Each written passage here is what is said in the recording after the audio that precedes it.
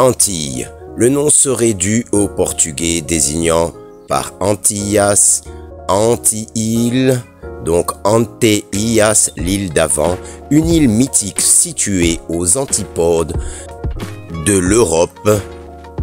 Une des premières mentions de cette île figure sur la carte de Pisigano en 1424. Antillas, île mythique d'avant le déluge. L'Atlantide, une île mythique évoquée par Platon dans deux de ses dialogues, le Timée et le Critias.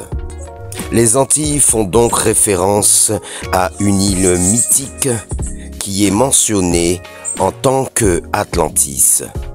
Donc, nous sommes les îles d'avant le déluge.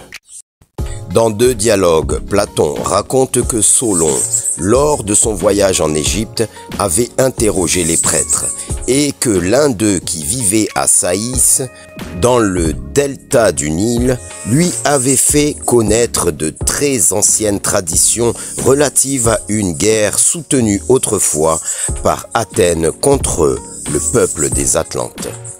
Selon le récit de Platon, elle aurait été engloutie par un cataclysme vers 9600 ans avant Jésus-Christ, noyée sous un déluge d'eau.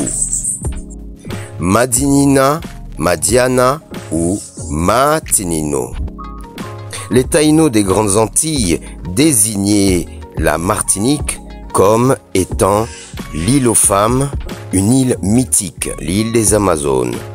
Les traces des Atlantes sont un peu partout, aux Canaries, à Madère, à Santorin et dans les Bahamas ou aux Açores.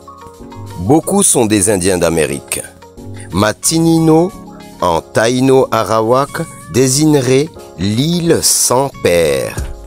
Riche, farouche et indépendante, cette île était peuplée exclusivement de femmes. Ces guerrières recevaient les hommes de l'île voisine à un moment précis de l'année. Puis ils devraient repartir avec les jeunes garçons en âge de devenir guerriers, tout en laissant les jeunes filles à leur mère pour qu'à leur tour elles deviennent des guerrières farouches.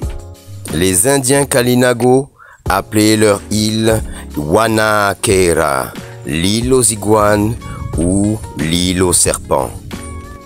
Il est évident que les marins et les explorateurs, en rencontrant les populations des Caraïbes, ils avaient compris que c'était l'ancien monde.